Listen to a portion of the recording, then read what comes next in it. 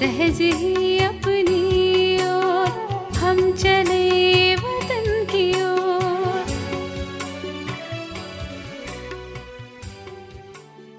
ஓம் சாந்தி 2/8/1973 அவ்யக்த பாப்தாதா மதுபன். சரியான விதியின் மூலமாக சித்தி சொரூப பிராப்தி. சித்தி சொரூபமாக்கக்கூடிய ஞான சொரூபம், சக்தி சொரூபம், அன்பு சொரூபம் ஆக்கக்கூடிய சர்வசக்திவான் பாபா கூறுகின்றார், தனக்குள் விதியின் மூலமாக சித்தி சொரூப பிராப்திகளை அனுபவம் செய்கின்றீர்களா? ஏனென்றால் யார் எந்த முயற்சி செய்தாலும் அதனுடைய லட்சியம் சித்தி நிலையை பிராப்தியாக அடைவதாகத்தான் இருக்கும். உலகத்தில் உள்ளவர்களிடம் நிறைய பேர்களிடம் நிறைய ரித்தி சித்தி இருக்கின்றது.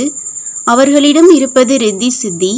ஆனால் உங்களிடம் இருப்பது விதியின் மூலமாக சித்தியாகும். விதி மூலமாக சித்தி என்பதுதான் சரியானது. இதனை வேறு விதமாக எடுத்துக்கொள்வதால் ரித்தி சித்தியில் சென்று விடுகின்றார்கள். தன்னை சித்தி சொரூபம் என்று புரிந்திருக்கின்றீர்களா? எந்த ஒரு எண்ணத்தை கொண்டு வந்தாலும் அதனை விதிபூர்வமாக கொண்டு வரும்போது சித்தி அவசியம் கிடைக்கின்றது. விதிப்படி இல்லை என்றால் நிச்சயம் சித்தி நிலை கிடைக்காது. எனவேதான் பக்தி மார்க்கத்தில் கூட எந்த காரியம் செய்தாலும் விதிக்குத்தான் முக்கியத்துவம் தருகின்றார்கள். விதிபூர்வமாக செய்யும் போதுதான் அந்த சித்தி நிலையை அனுபவம் செய்கின்றார்கள். அனைத்தினுடைய ஆரம்பமும் இங்கிருந்துதான் ஏற்படுகின்றது இல்லையா? எனவே பாபா கேட்கின்றார், சித்தி சுரூபமுடையோர் என்று தன்னைத்தான் புரிந்திருக்கின்றீர்களா? அல்லது இனிதான் ஆக வேண்டுமா? காலத்தின் அனுசாரமாக இரண்டு பக்கமும் விளைவின் சுரூபம் இதுவரையில் 95% இருக்க வேண்டும்.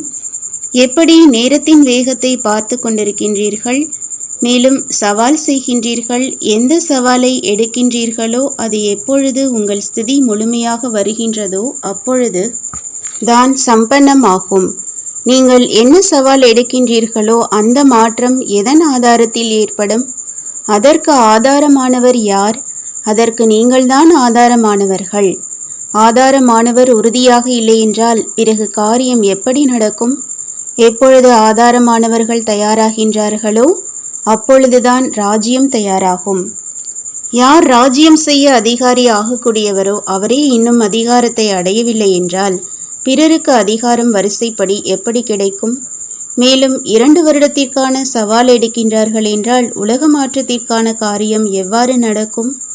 உங்களின் ஸ்திதி விதியின் மூலம் சித்தியை பிராப்தியாக அடையவில்லை என்றால் பிறகு உலக நன்மைக்கான காரியத்திலும் எப்படி சித்தி கிடைக்கும்?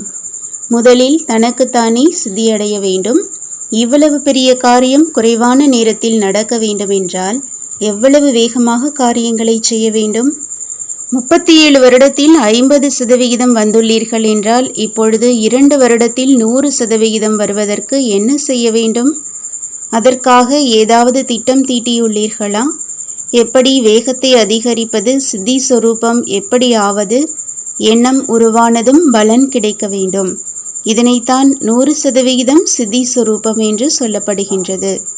கர்மம் செய்ததும் பலனை பிராப்தியாக அடைய வேண்டும். சாதாரண ஞானத்தின் மூலம் ரித்தி சித்தியை பிராப்தியாக அடைகின்றார்கள். சிரேஷ்டமான ஞானத்தின் மூலம் விதியின் மூலமாக சித்தியை பிராப்தியாக அடைய முடியாதா என்ன? சித்தி முழுமையாக கிடைக்காததற்கு காரணம் எந்த விதியில் குறையுள்ளது என்று சோதனை செய்யவும். விதியை சோதனை செய்வதன் மூலம் சித்தியை தானாகவே பிராப்தியாக அடைய முடியும். இதில் கூட சித்தி கிடைக்காததற்கு காரணம் ஒரே நேரத்தில் 3 விதமான சேவை செய்வதில்லை. 3 விதமான சேவை 3 வழிகளில் செய்ய வேண்டும். ஞானம் நிறைந்தவராகி, சக்தி நிறைந்தவராகி, அன்பு நிறைந்தவராகி. இதில் அன்பு சட்டம் இரண்டும் வந்துவிடுகின்றது. இந்த 3 சொரூபத்தின் சேவை செய்ய வேண்டும். ஆனால் 3 விதத்தில் செய்ய வேண்டும். அதாவது மனம், வார்த்தை, செயல் என்று 3இன் மூலமாக 3 சொரூபத்தில் செய்ய வேண்டும். வார்த்தை மூலமாக எப்பொழுது சேவை செய்கின்றீர்களோ அப்பொழுது மனம் சக்திசாலியாக இருக்க வேண்டும். சக்திசாலி மனோநிலை மூலமாகத்தான் அவர்களுடைய மனதை மாற்ற முடியும். மற்றும் வார்த்தை மூலமாக அவர்களை ஞானம் நிறைந்தவராக ஆக்க முடியும். பிறகு கர்மத்தின் மூலமாக, அதாவது சம்பந்தம் தொடர்பில் வரக்கூடியவர்களுக்கு அன்பு சொரூபத்தின் மூலம் இதுதான் உண்மையான ஈஸ்வரிய குடும்பம், அங்கு வந்து சேர்ந்து விட்டேன் என்ற அனுபவத்தை தானாகவே செய்வார்கள். மேலும் நம்முடைய நடத்தை அப்படி இருக்க வேண்டும். அதன் மூலம் அவர்கள் இதுதான் என்னுடைய உண்மையான குடும்பம் என்பதை அனுபவம் செய்வார்கள். இப்படி 3 ரூபத்தில் அவர்களுடைய மனதை கட்டுப்பாட்டில் கொண்டு வாருங்கள். மேலும் வார்த்தை மூலமாக ஞானத்தை அளித்து லைட் மைட்டின் வரதானங்களை அழியுங்கள். கர்மத்தின் மூலமாக, அதாவது தொடர்பின் மூலமாக, தன்னுடைய ஸ்தூல நடத்தையின் மூலமாக ஈஸ்வரிய குடும்பத்தின் அனுபவத்தை செய்வித்தீர்களேயானால் இந்த விதியின் மூலமாக சேவை செய்யும் போது ஏன் சித்தி ஏற்படாது? ஏற்படாத காரணம் நீங்கள் 3 ரூபத்தின் சேவையை 3 விதத்தில் செய்யவில்லை. எப்பொழுது நீங்கள் வார்த்தையில் வருகின்றீர்களோ அப்பொழுது மனம் சக்திசாலியாக இருக்க வேண்டும். அது இருப்பதில்லை. சக்திசாலி நிலை குறைந்து விடுகின்றது. எப்பொழுது மனதிற்கு பிடித்தமான செயலை செய்யும் போது மனதை சக்திசாலியாக வைப்பதில்லை. சக்தி குறைந்து விடுகின்றது. ஒரே நேரத்தில் இந்த 3ம் சேர்ந்திருந்தால் சித்தி அவசியம் கிடைக்கும். இப்பொழுது இந்த விதத்தில் சேவை செய்வதற்கான கவனம் மற்றும் பயிற்சி தேவை. நீங்கள் அவர்களுடைய சம்பந்தத்தில் வருவதில்லை, அதாவது ஆழமான தொடர்பில் வருவதில்லை. மேலோட்டமான தொடர்பில் வருகின்றீர்கள். மேலோட்டமான சம்பந்தம் என்பது அல்ப காலத்திற்கானது. அன்பில் கொண்டு வருகின்றீர்கள். ஆனால் அன்பின் கூடவே சக்திசாலி நிலை இருக்க வேண்டும். அப்பொழுதுதான் அந்த ஆத்மாக்களிடம் சக்தி நிறைந்து அந்த சக்தி மூலமாக அவர்கள் பிரச்சனைகள், சூழ்நிலைகள், வாயுமண்டலம் இதனை எதிர்நோக்கி சதா கால சம்பந்தத்தில் இருப்பார்கள். ஆனால் அது நடப்பதில்லை. ஞானத்தின் கவர்ச்சியில் வருகின்றார்கள் அல்லது அன்பின் கவர்ச்சியில் வந்துவிடுகின்றார்கள். அதிகமாக அன்பின் கவர்ச்சியில்தான் வந்துவிடுகின்றார்கள். 2வது நம்பர் தான் ஆனார். எந்த ஒரு விஷயம் வந்தாலும் அசையக்கூடாது. அப்படிப்பட்ட சக்திசாலி நிலை ஏற்பட வேண்டும். இதில் மட்டும்தான் இன்னும் குறை இருக்கின்றது. யார் சேவாதாரி நிமித்தமானவர்களோ அவர்களிடம் ஞானம் நிறைய இருக்கின்றது, அன்பும் இருக்கின்றது. ஆனால் சக்தி குறைவாக இருக்கின்றது. சக்திசாலி நிலையின் அடையாளம் என்ன? ஒரு வினாடியில் எந்த ஒரு வாயுமண்டலம், சூழ்நிலை, மாயையின் பிரச்சனைகளையும் முடித்து விடுவார்கள். தோல்வியடைய மாட்டார்கள். எந்த ஒரு ஆத்மா பிரச்சனை ரூபத்தில் வந்தாலும் அவர்கள் முன்னால் பலியாகி விடுவார்கள். அதனை இயற்கை அவர்களுக்கு தாசியாகிவிடும் என்று கூட சொல்லலாம். பஞ்ச தத்துவங்களே தாசியாகும் போது மனித ஆத்மாக்கள் உங்களிடம் பலியாக மாட்டார்களா என்ன? இதுதான் சக்திசாலி நிலையின் நடைமுறை சொரூபம். எனவே 3 சொரூபத்தின் மூலமாக சேவை செய்யும் நிலையை கொண்டு வந்துவிட்டால் ஒவ்வொரு காரியத்திலும் சித்தி அவசியம் கிடைக்கும். விதியின் காரணத்தினால்தான் சித்தி கிடைக்கின்றதல்லவா? விதியில் குறை இருந்தால் சித்தியிலும் குறை ஏற்படும். எனவே சித்தி சுரூபம் ஆவதற்காக இந்த விதியை முதலில் சரி செய்யவும். பக்தி மார்க்கத்தில் அதனை செய்கின்றார்கள். ஆனால் இங்கு சாதனம், எந்த ஒரு சாதனம்? பாப் தாதாவினுடைய ஒவ்வொரு விசேஷங்களையும் தாரணை செய்து விசேஷ ஆத்மா ஆகிவிடுவீர்கள். எப்படி தேர்விற்கான நேரம் நெருக்கத்தில் வர வர எதையெல்லாம் படித்தீர்களோ மனப்பாடம் மற்றும் நடைமுறை பாடம் இரண்டிலுமே திருப்பி பார்த்து எந்தெந்த பாடத்தில் என்னென்ன குறைகள் உள்ளது என்பதை சோதனை செய்வீர்கள் அல்லவா? இப்பொழுது நேரம் நெருக்கத்தில் வந்து கொண்டிருக்கின்றது. எனவே எந்தெந்த பாடங்களில் குறைகள் உள்ளது என்று அனைத்து பாடங்களையும் சோதனை செய்யவும். மனப்பாடம், நடைமுறை இரண்டையும் சோதனை செய்யுங்கள். ஒவ்வொரு பாடத்தையும் பார்த்து தன்னைத்தான் முழுமையடைய செய்ய வேண்டும். முதலில் திருப்பி பார்க்கும் போதுதான் தன்னுடைய குறைகள் தென்படும். அப்பொழுதுதான் முழுமை நிலை அடைய முடியும். சித்தியினுடைய சதவீதம் அதிகமாகும் போது நேரம் கூட வீணாகாது. குறைவான நேரத்தில் அதிகமான வெற்றி கிடைக்கும். இதற்கு தான் சித்தி என்று சொல்லப்படுகின்றது. சமயத்தை அதிகமாக செலவு செய்து அதிகமான முயற்சி செய்து பிறகு பலன் கிடைத்தால் அதனை சதவீதம் குறை என்றுதான் சொல்ல முடியும். அனைத்து பக்கத்திலிருந்தும் குறைவான செலவு செய்ய வேண்டும். உடலை மனதை குறைவாக ஈடுபடுத்த வேண்டும். இல்லையென்றால் எவ்வளவு எண்ணம் செய்கின்றீர்கள், மாதக்கணக்கில் திட்டமெல்லாம் தீட்டுகின்றீர்கள். சமயம், எண்ணம், தன்னுடைய சர்வசக்திகள் அதனை கூட அதிகமாக ஈடுபடுத்தக்கூடாது. அதாவது குறைவான செலவில் அதிகமான வருமானத்தை அடைய வேண்டும். சித்தியடையக்கூடிய எண்ணங்கள் மட்டுமே நம் மனதில் எழ வேண்டும். எதில் வெற்றி இருக்கின்றதோ அதுவே சமயத்தின்படி நிச்சயிக்கப்பட்டதாக வேண்டும். இதனைத்தான் சித்தி சுரூபம் என்று சொல்லப்படுகின்றது. அனைத்து பக்கங்களிலும் நான் எந்த அளவு தேர்ச்சி பெற்றிருக்கின்றேன் என்பதை எப்படி கண்டறிய முடியும்? யார் எந்தளவு நடைமுறையில் தேர்ச்சி அடைகின்றார்களோ அந்த அளவு அந்த பாடத்தின் ஆதாரத்தில் லட்சியம் மற்றும் மதிப்பு கிடைக்கும். ஒன்று பிராப்தியின் அனுபவமும் கிடைக்கும். எப்படி ஞானம் என்ற பாடத்தின் மூலமாக லைட் மைட்டினுடைய பிராப்திகளை அனுபவம் செய்கின்றீர்கள், அந்த ஞானம் என்ற பாடத்தின் ஆதாரத்தில் அவ்வளவு மதிப்பு கிடைக்கும். தெய்வீக பரிவாரத்தின் மூலமாகவும் மற்ற ஆத்மாக்கள் மூலமாகவும் கிடைக்கும். எப்படி பாருங்கள், மகான் ஆத்மாக்களுக்கு ஏன் மதிப்பு கிடைக்கின்றது? ஏனென்றால் அவர்கள் சாதனா செய்திருக்கின்றார்கள், பாடத்தை மனப்பாடம் செய்திருக்கின்றார்கள். அதன்படி அவர்களுக்கு லட்சியம் மற்றும் மதிப்பு கிடைக்கின்றது. யோகம் என்றால் நினைவு, அதன் மூலமாகவும் லட்சியம் பிராப்தியாக கிடைக்க வேண்டும். அவர்கள் என்ன எண்ணம் செய்தாலும் அது சக்திசாலியாக இருக்கும்.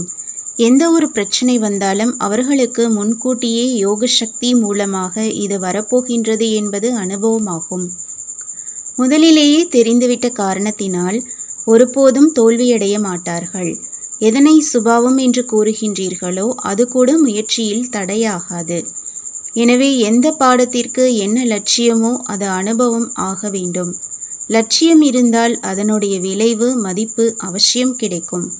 அவர்கள் வாயினால் எந்த வார்த்தை பேசினாலும் என்ன திட்டம் தீட்டினாலும் சக்திசாலியாக இருப்பதால் அதற்கு அனைவரும் மதிப்பளிப்பார்கள். அதாவது ஒருவருக்கொருவர் திட்டத்தை கூறும்போது அது சக்திசாலியாக இருப்பதால் அனைவரும் அதற்கு மதிப்பு தருவார்கள். இப்படி ஒவ்வொரு பாடத்தையும் பாருங்கள். தெய்வீக குணம் என்ற பாடம் மற்றும் சேவை என்ற பாடத்திலும் லட்சியத்தின் நெருக்கமான சம்பந்தம் தொடர்பில் வருவதற்கான பிராப்தி கிடைக்கின்றது. நெருக்கமான சம்பந்தம் தொடர்பில் வருவதன் மூலமாக தானாகவே மதிப்பு கிடைக்கின்றது. இப்படி ஒவ்வொரு பாடத்தையும் சோதனை செய்யுங்கள். சோதனை செய்வதற்கான சாதனம் மதிப்பு. நான் ஞான சொரூபமானவன் என்ற நினைவில் ஞானம் கொடுத்தால் கேட்பவர் அதற்கு மதிப்பு தருகின்றார்களா? ஞானத்திற்கு மதிப்பளிப்பது என்றால் ஞானம் நிறைந்தவர்களுக்கு மதிப்பளிப்பது. யோகம் என்ற பாடத்தில் லட்சியம் இருந்தால் யாருடைய எண்ணத்தையும் பரிவர்த்தனை செய்வதற்கான சக்தியை உருவாக்க முடியும். அவர்கள் அவசியம் மதிப்பளிப்பார்கள். இந்த வழியில் ஒவ்வொரு பாடத்தையும் சோதனை செய்யுங்கள். ஒவ்வொரு பாடத்திலும் லட்சியம் மற்றும் மதிப்பு இரண்டையும் யார் அனுபவம் செய்கிறார்களோ அவர்களே சம்பன்னமானவர்கள் ஆவார்கள். பாதிப்பிலிருந்து விலகி தூரத்தில் இருப்பவர்கள்தான் சம்பன்னமானவர்கள். சரீரத்தினுடைய பாதிப்பு, எண்ணங்களுடைய பாதிப்பு, சம்பந்தம் தொடர்பினுடைய பாதிப்பு எது வந்தாலும் அதனுடைய சூழ்நிலை மண்டலத்திலிருந்து அனைத்து விதமான பாதிப்பிலிருந்து விடுபட்டு இருக்கின்றீர்கள் என்றால் எல்லா பாடங்களிலும் தேர்ச்சி அடைந்துள்ளீர்கள். அதாவது சம்பன்னமாக உள்ளீர்கள். அப்படி ஆகிவிட்டீர்களா? லட்சியம் கூட இதுதானே. யார் ஆதாரமூர்த்திகளோ அவர்களிடம் சக்திசாலி எண்ணங்கள் இல்லை என்றால் அவர்களின் நேரத்தை மாற்றுவதில் கூட பலவீனமாகி விடுவார்கள். இதன் காரணமாக தனக்குள் எவ்வளவு சக்திகளை கொண்டு வருகின்றீர்களோ அவ்வளவு உலக மாற்றத்திற்கான நேரத்தையும் நெருக்கத்தில் கொண்டு வர முடியும். நாடகத்தின்படி நேரம் நிச்சயிக்கப்பட்டது. ஆனால் நாடகம் கூட யாரை ஆதாரமாக வைத்து உருவாக்கப்பட்டது? ஆதாரம் வேண்டுமல்லவா? ஆதாரமூர்த்திகள் நீங்கள்தானே.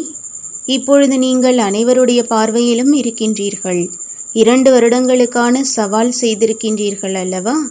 இந்த விஷயங்களை கேட்கும்போது ஒருவேளை உண்மையில் விநாசம் வரவில்லை என்றால் என்ற எண்ணம் கொஞ்சம் கொஞ்சம் வருகின்றதா? 2 வருடத்தில் வரவில்லை என்றால் இந்த எண்ணம் வருவதற்கு கூட வாய்ப்பிருக்கின்றது. எதிர்கொள்வது என்பது செய்துவிடுவோம். அதன் அர்த்தம் என்ன? உள்ளுக்குள் ஏதோ இருக்கின்றது, அதனால்தான் வருகின்றது. 2 வருடத்தில் ஆகிவிடும் என்பது உங்கள் அனைவருக்கும் பக்காவாக உள்ளதா?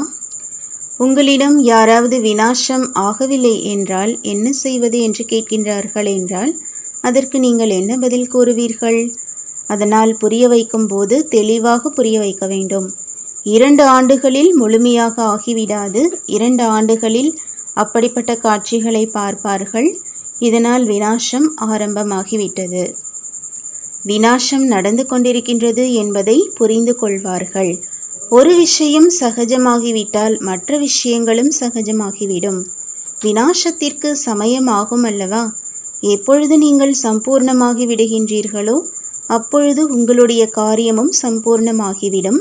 எனவே நீங்கள்தான் இப்பொழுது சம்பூர்ணமாக வேண்டும். அட்வான்ஸ் பார்ட்டிகள் என்ன காரியம் செய்து கொண்டிருக்கின்றார்கள்? உங்களுக்காக அவர்கள் அனைத்து விதத்திலும் தயார் செய்து கொண்டிருக்கின்றார்கள். அவர்களின் குடும்பத்தில் செல்வீர்களோ மாட்டீர்களோ, ஆனால் ஸ்தாபனைக்கான காரியம் நடக்க வேண்டும். அதற்கு அவர்கள் நிமித்தமாகி இருக்கின்றார்கள். சிலர் சக்திசாலி நிலையில் நிமித்தமாவார்கள். அப்படி சக்தி அடைவார்கள். இதன் மூலம் ஸ்தாபனை காரியத்திற்கு உதவியாளர்களாவார்கள். நாளுக்கு நாள் புது ரத்தம் மதிப்பு அதிகமாக உள்ளது. எந்த அளவு காலம் முன்னேறி செல்கின்றதோ சிறியவர்கள் புத்தி காரியம் செய்யும் அளவு பெரியவர்களுக்கு செய்வதில்லை. கொஞ்சம் கொஞ்சம் தூய்மையின் சக்தி இருக்கின்ற காரணத்தால் அவர்கள் புத்தி செய்யும் காரியத்தை பெரியவர்கள் புத்தி செய்வதில்லை. அதிக ஆயுள் காரணத்தால் ஒப்பிடும்போது சிறியவர்களிடம் சதோ பிரதான நிலை இருக்கின்றது. இந்த மாற்றம் இருக்கின்றதல்லவா? பெரியவர்கள் கூட சிறியவர்களின் சிந்தனைக்கு மதிப்பளிப்பார்கள். இப்பொழுது இருக்கும் பெரியவர்கள் நாங்கள் பழைய சமுதாயத்தைச் சேர்ந்தவர்கள் என்று நினைக்கின்றார்கள். இவர்கள் இன்றைய சமூகத்தை சேர்ந்தவர்கள். அவர்களுக்கு மதிப்பு அளிக்கவில்லை என்றால் அவர்கள் பெரியவர்களை புரிந்து கொண்டு நடக்க மாட்டார்கள். அப்பொழுது காரியமும் நடக்காது. ஆதி காலத்தில் குழந்தைகளை செல்வாக்குடன் நடத்தினார்கள். ஆனால் இப்பொழுது குழந்தைகளை கூட எஜமானன் என்று புரிந்து கொண்டு நடத்துகின்றார்கள். இது கூட நாடகத்தில் பதிவாகி இருக்கின்றது. சிறியவர்கள் அதிசயம் செய்து காட்டுவார்கள். அட்வான்ஸ் பார்ட்டியினுடைய காரியம் நடந்து கொண்டிருக்கின்றது. அதுவும் உங்களுடைய ஸ்திதி முன்னோக்கி செல்வதற்காக எதிர்பார்த்து நின்று கொண்டிருக்கின்றது. அவர்களுடைய காரியமும் உங்கள் தொடர்பின் மூலமாகவே நடைபெற உள்ளது. அனைத்து காரியத்திற்கும் ஆதாரமாக விசேஷ ஆத்மாக்களாகிய நீங்களே தான் இருக்கின்றீர்கள். ஆனால் நாளாக தளர்ந்து விடுகின்றது. தீ பிடிக்கின்றது, பிறகு குளிர்ந்து விடுகின்றது. ஆனால் குளிர்ந்து விடக்கூடாது தானே? வெளி தோற்றத்தை மனிதர்கள் பார்க்கின்றார்கள். இவையெல்லாம் நடந்து கொண்டேதான் இருக்கின்றது. இது ஒன்றும் பெரிய விஷயமில்லை என்று நினைக்கின்றார்கள். பரம்பரையாக விளையாட்டு நடந்து கொண்டேதான் இருக்கின்றது. ஆனால் நடந்து கொண்டிருக்கும் போதே ஏன் தளர்ந்து விடுகின்றது? இதற்கான காரணம் என்ன? சதவீதம் குறைவாக உள்ளது. சொற்பொழிவு செய்கின்றீர்கள், ஆனால் அதன் கூடவே தோற்றம் அனைவரையும் கவர்ந்தெழுக்க வேண்டும். அப்பொழுதுதான் சொற்பொழிவிற்கு மதிப்பு இருக்கும். எனவே தன்னை ஒவ்வொரு பாடத்திலும் சோதனை செய்யவும். தற்சமயம் சொற்பொழிவின் போட்டி வைத்தால் அதில் மற்றவர்கள் வெற்றியடையலாம். ஆனால் நடைமுறை என்றால் அதில் உங்களை யாரும் தோல்வியடைய செய்ய முடியாது. முக்கிய விசேஷத்தன்மை நம்முடைய நடைமுறை வாழ்க்கையாகும். நடைமுறை விஷயங்களை நீங்கள் ஏதாவது கூறினீர்கள் என்றால் அவர்கள் அமைதியாகி விடுகின்றார்கள். எப்பொழுது சொற்பொழிவில் நடைமுறை விஷயங்களை வெளிப்படுத்துகின்றீர்கள் அப்பொழுது அவர்கள் கொடுக்கும் சொற்பொழிவிலும் தனிப்பட்டதாகி விடுகின்றது.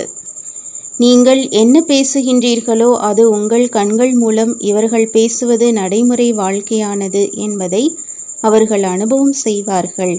அனுபவ மூர்த்தியாக இருந்தால்தான் பிரபாவத்தை ஏற்படுத்த முடியும்.